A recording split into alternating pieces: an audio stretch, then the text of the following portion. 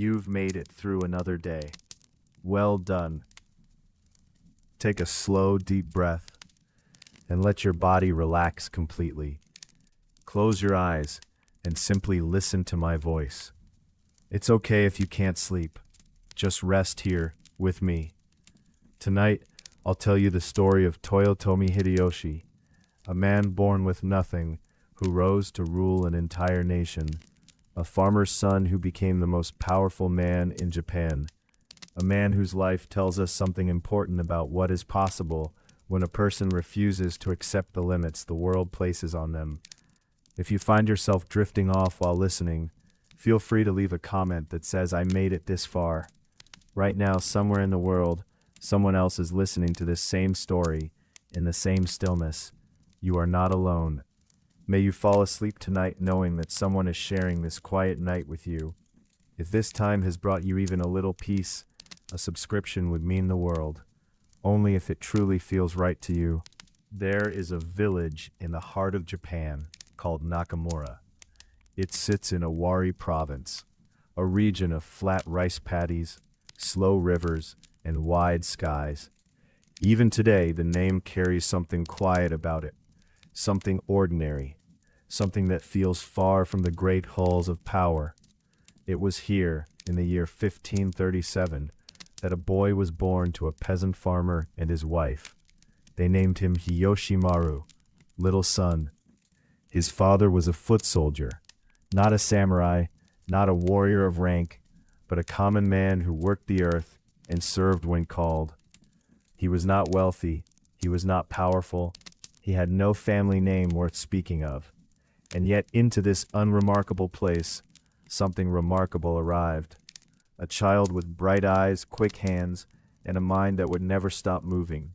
No one in Nakamura could have known, looking at this small boy playing in the mud between the rice fields, that he would one day stand above every warlord, every general, every great lord in the land. But the world does not always announce what it is preparing.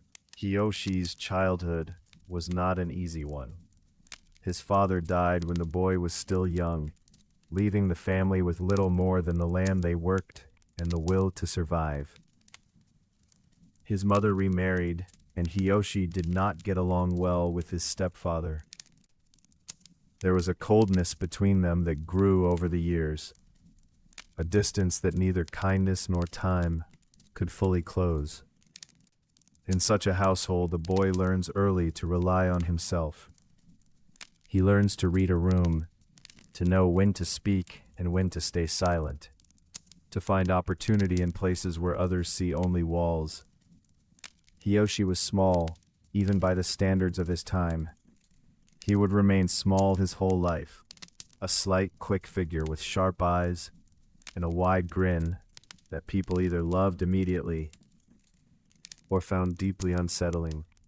But what he lacked in size, he made up for in energy. He was always moving, always watching, always thinking several steps ahead of where he seemed to be standing.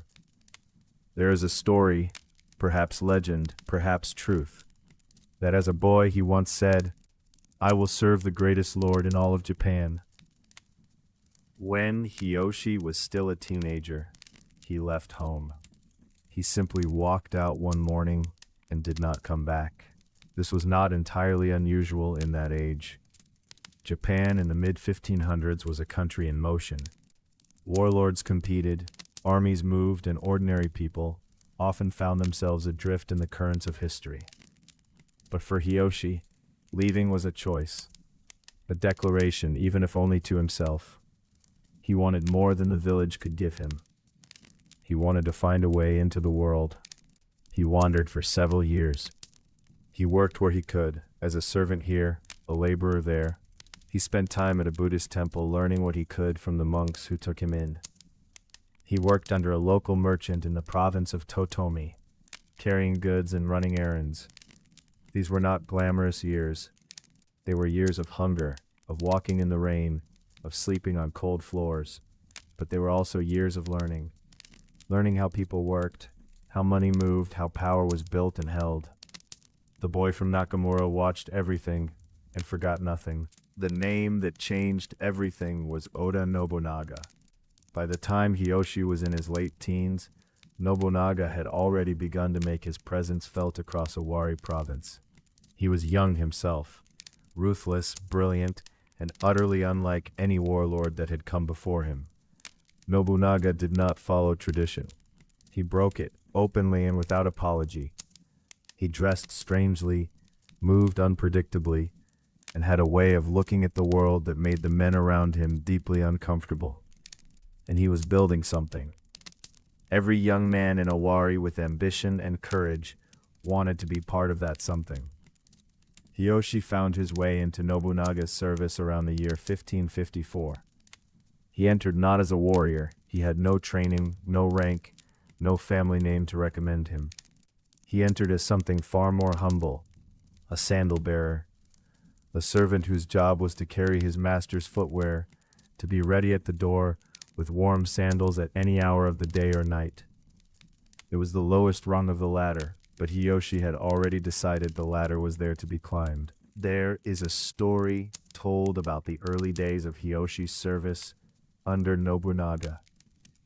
It is a small story, a quiet story, but it says something true. In the winters of that time, the castle corridors were cold. Before dawn, when Nobunaga rose, the stone floors could bite through a man's feet like ice. One morning, Nobunaga reached for his sandals and found them warm. He had never experienced this before. He looked down at the small, grinning servant holding the footwear and asked what had happened. Hideyoshi explained simply. He had tucked the sandals inside his own robe while he waited, using his own body heat to warm them for his lord. Nobunaga said nothing, but he noticed. This was Hideyoshi's way of moving through the world, not with brute force, not with noble lineage, but with attention, with small acts of intelligence that accumulated, one by one, into something larger. He saw what others did not see. He did what others did not think to do. And Nobunaga, who had an eye for people that few could match. Over the years that followed, Hideyoshi rose. It was not a slow rise. It was rapid, almost startling, the kind of ascent that made men with better birth credentials grind their teeth with envy. He was given small commands, then larger ones. He proved himself in negotiations, then in battle. He showed again and again that he could take a problem, any problem, and find a solution that no one else had considered. There is a famous story from this period. Nobunaga needed a castle built quickly, far faster than such things were typically done. The site was difficult, the resources limited, the time impossibly short. Most commanders would have said it couldn't be done. Hideyoshi divided the work among his men with remarkable precision. He motivated them in ways that generals twice his age had never thought of. He worked alongside them through the night, and the castle was built, on time. Nobunaga stood before the completed walls, and is said to have laughed with genuine delight. He had known this man was something different. Now the world was beginning to know it too. By his 30s, Hideyoshi had become one of Nobunaga's most trusted commanders. He had been given a new name, Tokichiro Kinoshita, then later Hideyoshi Hashiba. A name with weight to it, a name that belonged to a man of consequence. He had a wife now, a woman named Nene, whom he had married with Nobunaga's blessing. She was warm, steady, and quietly brilliant, the kind of woman who held a household together with one hand and offered her husband perspective with the other. By all accounts, Hideyoshi adored her. He wrote her letters when he was away, long, affectionate, sometimes rambling letters that reveal a man quite different from the calculating strategist the history books describe. A man who worried, who laughed at himself, who missed his home. Nobunaga's campaigns continued across Japan. Province by province, the old order gave way, and in every campaign, Hideyoshi was there, learning, growing, becoming. The year 1575 brought one of the most remarkable battles in Japanese history. At a place called Nagashino, Nobunaga faced the cavalry of the Takeda clan, warriors who had terrified Japan for generations, riding iron-shod horses across open ground with the force of a wave breaking on stone. Nobunaga did not meet them with cavalry of his own. He met them with something new. He lined thousands of foot soldiers behind wooden barricades, each carrying an arquebus, a matchlock firearm that had arrived in Japan only a few decades earlier. He drilled them to fire in rotating volleys so that the guns never fell silent. The Takeda cavalry charged, and they were destroyed. The battle lasted less than an hour. It was the end of an era, the end of the age when a man on horseback with a sword was the most dangerous thing on a battlefield. Hideyoshi watched all of this. He filed it away. The lesson was not about firearms. The lesson was about thinking differently, about refusing the rules that everyone else agreed to follow. Nobunaga gave Hideyoshi the assignment of conquering the western territories, the Chugoku region, held by the powerful Mori clan. It was a long campaign, months stretched into years. Hideyoshi moved carefully, steadily, like water finding its way around stone. He took castles through siege, through negotiation, through deception when necessary. He was not a man who loved bloodshed. He preferred to win without fighting when he could. He used spies, messengers, offers of mercy, and saved violence for the moments when nothing else would serve. It was during this campaign that the message came. In the summer of 1582, Hideyoshi was besieging Takamatsu Castle in the Chugoku region. He had flooded the castle using a clever system of dikes and channels, turning the flat plain around it into a lake, leaving the defenders stranded and slowly starving. Victory was close, and then a rider arrived. The news was almost impossible to believe. Oda Nobunaga was dead. He had been betrayed by one of his own generals, a man named Akechi Mitsuhide. On the morning of June 21st, Akechi's forces had surrounded the Honnoji temple in Kyoto, where Nobunaga was staying with only a small retinue. Nobunaga had fought back with his own hands, with a bow, then with a spear, until the flames closed in around him. And then there was nothing. The great warlord who had shattered the old Japan was gone. Hideyoshi received the news in silence. He sat alone for a time. We do not know what he thought in those moments. We cannot know. But what he did next was extraordinary. He quickly made peace with the Mori clan, concealing Nobunaga's death from them to secure a favorable settlement. He told almost no one, and then he turned his army around and marched 200 kilometers in 4 days, through mountain roads, through rain, through the deep weariness of men who had been campaigning for months. He drove them with the force of his own urgency, and they followed. By the time Akechi Mitsuhide understood what was happening, the Battle of Yamazaki took place on July 2nd, 1582. The armies met on a narrow plain between a mountain and a river. The battle lasted a matter of hours. Akechi Mitsuhide's forces were outnumbered and outmaneuvered. They broke. Mitsuhide fled and was killed by bandits in a field just days later. The man who had destroyed Nobunaga survived his rebellion by exactly 13 days.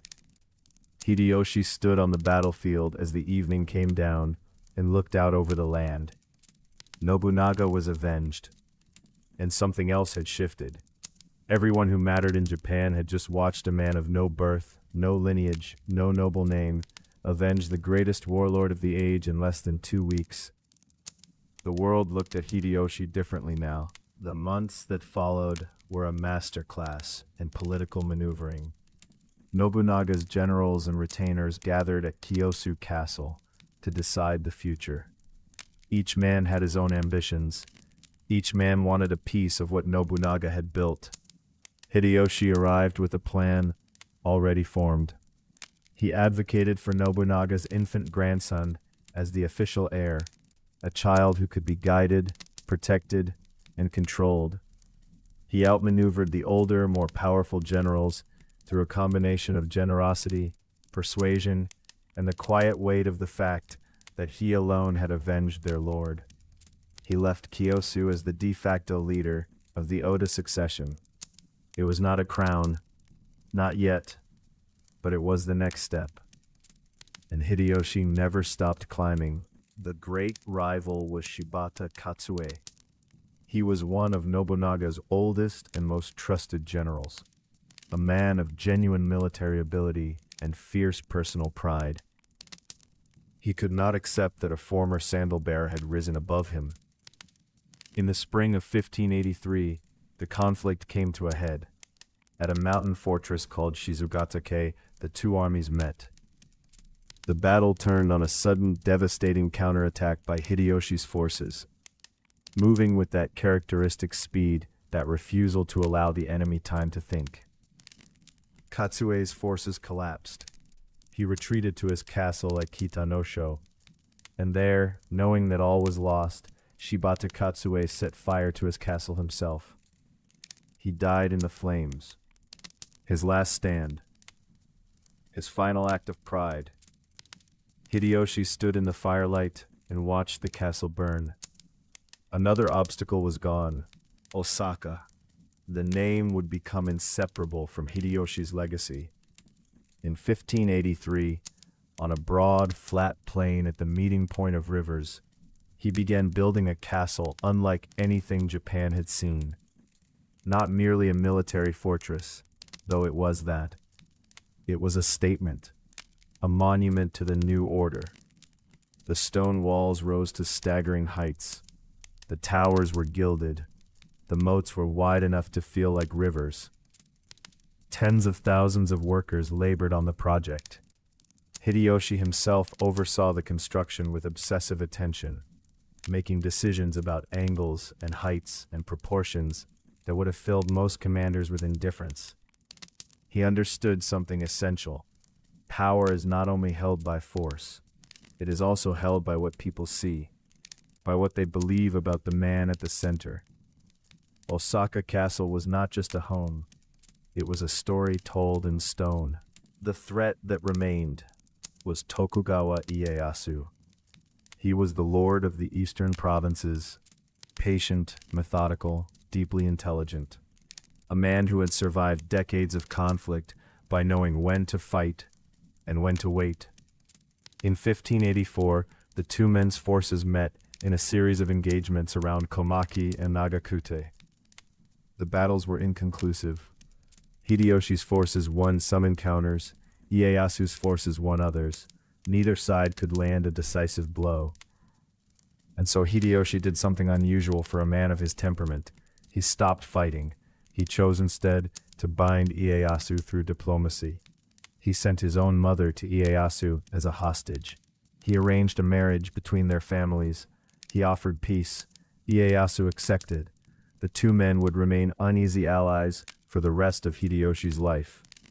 Two great forces, held in balance, neither fully trusting the other, both knowing that someday the balance would shift. In 1585, Hideyoshi was awarded the title of Kampaku, Imperial Regent. It was the highest civilian office in Japan, an office traditionally reserved for members of the ancient Fujiwara clan, men of noble blood stretching back centuries. Hideyoshi had no such blood, but he had done something remarkable. He had arranged to be adopted into the Fujiwara family line, a legal fiction, openly acknowledged, that nonetheless gave him the standing he needed. He stood in the imperial palace in Kyoto before the Emperor of Japan and accepted the seal of office. The boy from Nakamura, the sandal bearer, the farmer's son with the wide grin and the restless mind. He was now, in name and in fact, the ruler of Japan. He stood in that hall and felt what few humans in history have ever felt. The impossible arrived. The campaigns continued. Shikoku in 1585, Kyushu in 1587.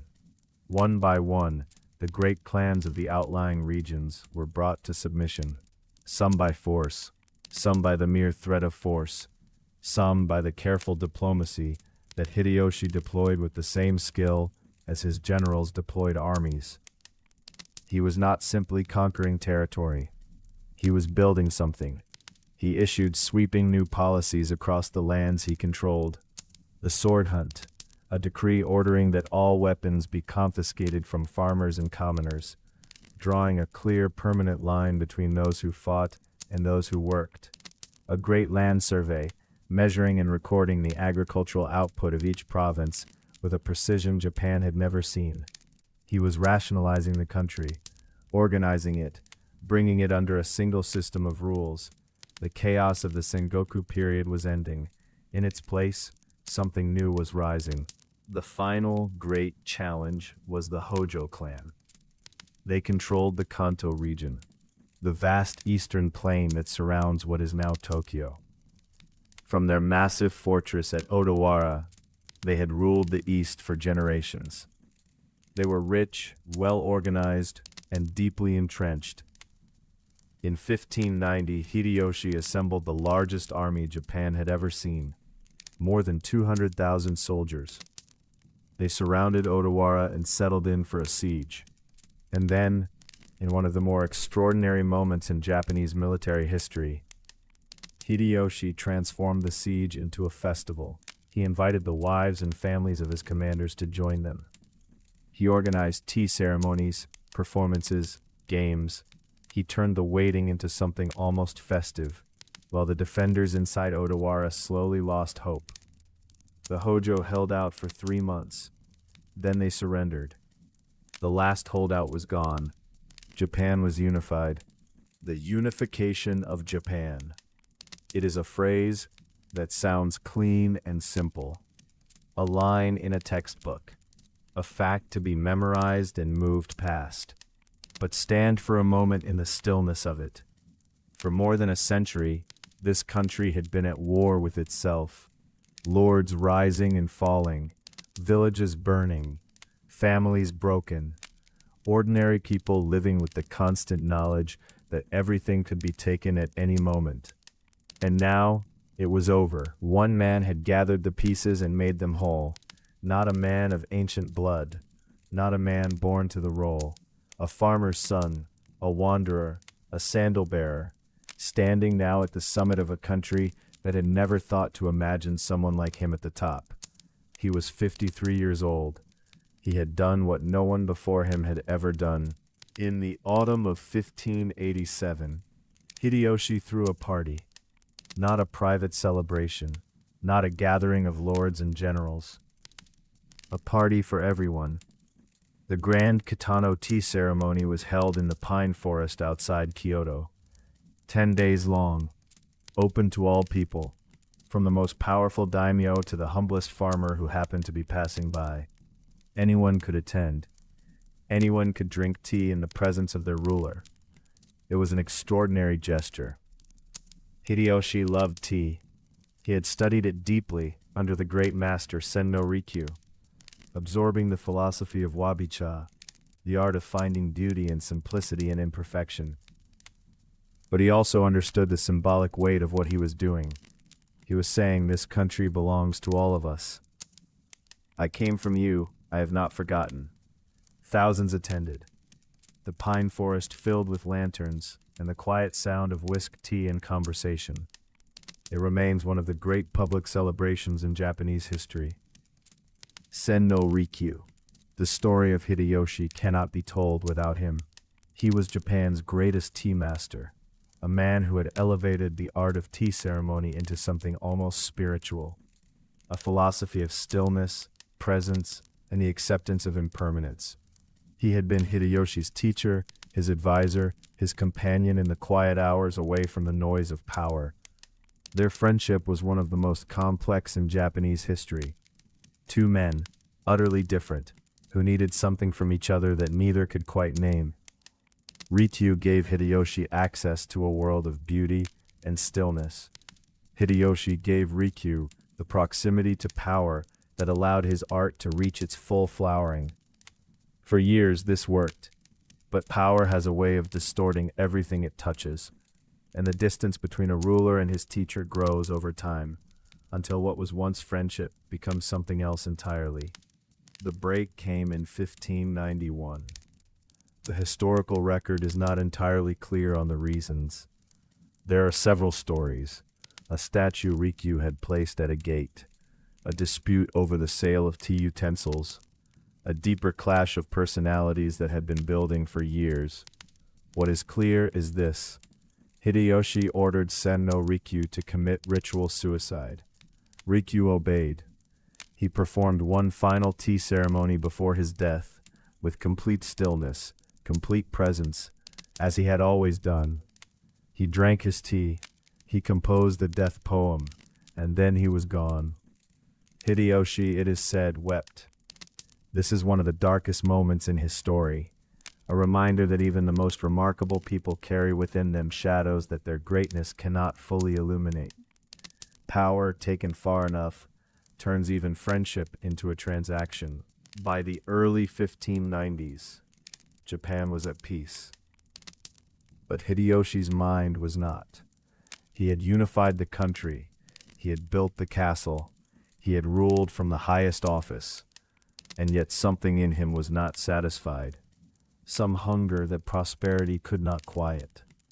He began to speak of Korea, of China, of a vision, vast, perhaps delusional, of a Japanese empire stretching across Asia. His advisors were concerned. Some tried to dissuade him, but Hideyoshi had spent his whole life being told that his goals were impossible, and he had spent his whole life proving those voices wrong. He could not easily hear the difference now between ambition that was bold and ambition that had crossed into something else. In 1592, he ordered the invasion of Korea. The initial campaign moved with terrifying speed. The Japanese forces, battle-hardened from decades of civil war, swept up the Korean peninsula in a matter of weeks. Seoul fell. Pyongyang fell. The Korean court fled north. But then, resistance. Korean Admiral Yi Sun-sin deployed a new weapon, the Kobuksan, or turtle ship, an armored vessel that could withstand Japanese firepower and devastate supply lines. Without control of the sea, the Japanese army on land could not be properly supplied or reinforced. And then China entered the war. Ming Dynasty forces crossed the Yalu River and pushed the Japanese back. What had seemed like a swift conquest became a long, grinding war of position. Men died in their thousands in the cold Korean hills, far from home, far from the warm lantern light of their families. Hideyoshi sat in his castle and sent orders that seemed increasingly out of touch with the reality on the ground. Fushimi Castle. He had built it on a hill southeast of Kyoto, an extraordinary complex of buildings set among gardens and water, designed for both defense and beauty. It was where he spent much of his later years, and it was here that a private grief had arrived. His first son, Tsurumatsu, had been born in 1589, a moment of almost overwhelming joy for a man who had long feared he would die without an heir. Hideyoshi had wept openly at the boy's birth. He had written letters describing his happiness with an unguarded tenderness that his public persona never showed. But Tsurumatsu died in 1591. He was only 2 years old. The grief that followed was enormous. Hideyoshi retreated for a time into himself. The man who had climbed so high, who had achieved so much, found himself standing in an empty room. Then, in 1593, another son was born. He was named Hideyori, and into this child, Hideyoshi poured everything that remained of his love. The letters he wrote during this period speak of a man transformed, a father holding his sleeping child and watching his chest rise and fall, a man suddenly, viscerally aware of how much he had to lose. He began to worry about the future in ways he had not before.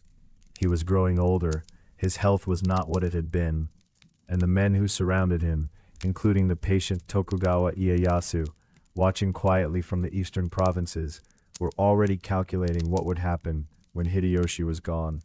Before his death, he would ask the great lords of Japan to swear an oath. To protect his son, to honor his memory, he asked them, he begged them, he made them promise. He knew, even as they bowed their heads, that promises made to the dying are sometimes kept only long enough for the body to cool. The Second Korean invasion began in 1597. It was more difficult than the first. The Korean people had spent 5 years preparing their resistance. The Ming forces were better organized. The supply lines were just as vulnerable. The war ground on through another year of bitter fighting and inconclusive maneuvering. Hideyoshi, watching from Fushimi, grew increasingly unwell. He issued orders that were sometimes confused. He alternated between bursts of activity and long silences. The men around him began to speak quietly among themselves about what came next. The war continued without purpose, without progress, because no one with enough authority was willing to end it, and the man who had started it no longer had the clarity to see what he had done. By the summer of 1598, it was clear that Hideyoshi was dying. He called the great lords together. He extracted their promises once more. He asked them to look after his son. He wrote a death poem, as was the tradition. My life came like dew, disappears like dew. All of Naniwa is dream after dream. Naniwa, the old name for Osaka, the city he had built, the dream he had made real. Now it dissolved, as all things dissolve, into the morning air. He was 62 years old. On the 18th of September, 1598, Toyotomi Hideyoshi died. The man who had been born with nothing, who had become everything. The world did not stop. Within days of his death, the alliances he had built began to fracture. The promises made at his bedside began to bend. The 5 regents he had appointed to govern until Hideyori came of age quickly divided into factions. And Tokugawa Ieyasu, patient, careful, brilliant Ieyasu, who had waited so long, began very quietly to consolidate his position. It would take 12 more years for the final reckoning to come. At the Battle of Sekigahara in 1600, Ieyasu's forces would defeat the Western coalition that remained loyal to the Toyotomi legacy. And in 1615, Osaka Castle, the monument Hideyoshi had built to stand forever, would fall in flames. His son Hideyori, the child he had loved so desperately, would die in the ruins. The Toyotomi line was finished. The age of the Tokugawa had begun. And yet, history has a strange way of keeping certain names alive. Tokugawa Ieyasu ruled Japan for over 250 years through his descendants. He was by any measure a success. But it is not Ieyasu who fills the popular imagination. It is not Ieyasu whose story is told and retold across the centuries. It is Hideyoshi, the sandal bearer, the farmer's son, the boy from Nakamura, who refused to accept what the world had decided he was. There is something in that story that will not let people go, something that speaks to the part of each of us that has ever been told, "You are not enough. You do not belong here. This is not for someone like you." What was the secret of Hideyoshi's rise? It is a question that has occupied historians and philosophers for centuries. Was it intelligence? He was certainly brilliant, but Japan has always had brilliant people. Was it ruthlessness? He was capable of cruelty. But so were all the men around him, and most of them didn't go as far. Was it luck? Luck played its role, as it does in all great lives. But luck alone explains nothing. Perhaps it was something simpler, something harder to quantify. He paid attention. While others were waiting to be seen, he was busy seeing. While others were protecting what they had, he was thinking about what was possible. While others were following the rules of rank and birth and tradition, he was asking a different question. What if those rules don't apply to me? There is a quality in Hideyoshi's story that feels, somehow, modern. Not because the details are familiar, They are not. A feudal Japan of rice paddies and sword duels is a world away from the one we inhabit. But the underlying shape of the story, a person born without advantage, who learns through attention and effort and refusal to be categorized, to find openings in a world that was not designed for them, who builds something enormous, and then in the later chapters discovers that what was built cannot protect against everything, that success has its own shadows, that the higher you climb, the more you have to lose, and who in the end is carried away by time like all things, leaving behind only the memory of what it looked like when a human being gave everything they had to the impossible task of becoming fully themselves. The cherry blossoms in Yoshino are famous. Hideyoshi traveled there in the spring of 1594 to see them. He brought with him an enormous party, lords and generals and court ladies and musicians. He organized a poetry competition beneath the blossoms. He wrote, "Even someone as lowly as I have come to see the blossoms at Yoshino." It is a line that moves people, even now. This man who had done everything, who had climbed higher than any human being born to his station had ever climbed, still called himself lowly, still remembered where he had come from, still felt standing beneath the blossoms, the distance between the boy in the mud and the man at the top. Perhaps that gap never fully closes, no matter how far you travel. His wife, Nene, outlived him by many years. She retired to a life of prayer and contemplation, taking Buddhist vows and living quietly in Kyoto. She never remarried. She kept the memory of Hideyoshi with a care and a tenderness that speaks to something in their relationship that even the historians cannot fully see. He had not been a perfect husband. He had taken many concubines, as was customary for men of his position. He had been absent far more than he had been present. But she had loved him, fully, pragmatically, with her eyes open. She had been in many ways his truest companion.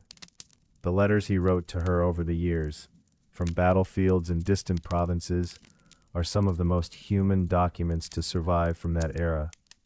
They reveal a man who needed to be known by someone, who needed one place where the armor came off. What does it mean to have lived?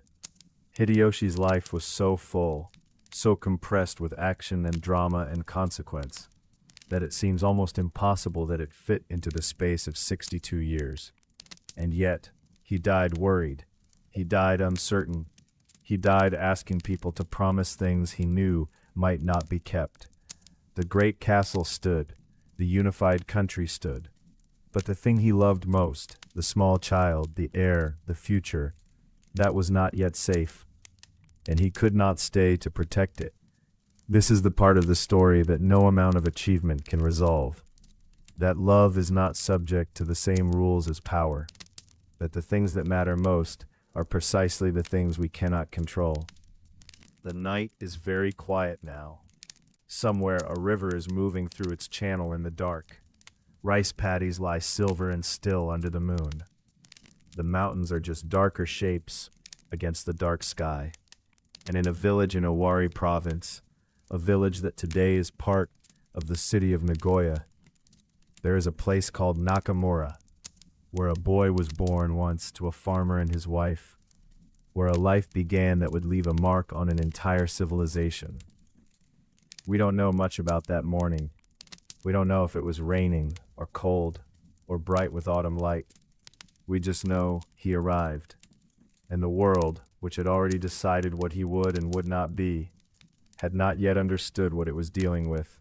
You are still here, breathing slowly, your body sinking deeper into rest. The story of Hideyoshi's life is not a simple story. It is not a story of a perfect man. It is not a story of unambiguous triumph. It is the story of a human being, complicated, driven, tender, flawed, who looked at the world as it was and chose to reach for something beyond it, who climbed, who built, who loved, who lost, who kept going until there was no more going left. and who left behind, in the stones of Osaka Castle, and the memory of a life improbably lived, the echo of a question, what if the rules don't apply to me? The lanterns are going out, one by one. The great hall is quiet. The maps are rolled away. The armor hangs on its stand, still and waiting for a morning that will not come. Outside in the garden, the sound of water. The world goes on, as it always does. It does not stop to mourn. It does not stop to explain. It simply moves forward, carrying with it the shapes left by the people who have passed through. Hideyoshi's shape is still there, in the food, in the culture, in the way Japanese cities grew and organized themselves, in the deep national memory of a moment when a country came together under one sky. He is still there, the way the light is still there after the fire has gone out. Let your breathing slow now. Let your thoughts become less like words and more like shapes. Less like sentences and more like light through water. The story is complete. The boy became the man. The man became the ruler. The ruler became the memory. The memory becomes the dream. And in the dream somewhere a small boy is standing in a rice paddy in Owari province, looking at the mountains in the distance and deciding. He does not know yet what he will do. He does not know what is coming. He only knows that the mountains are there, and that somewhere beyond them, the world is larger than anything he has been told. So he takes a step, and then another, and the long journey begins. Sleep now. You have carried enough today.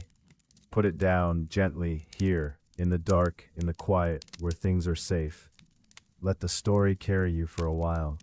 Let the river carry you. Let the night carry you.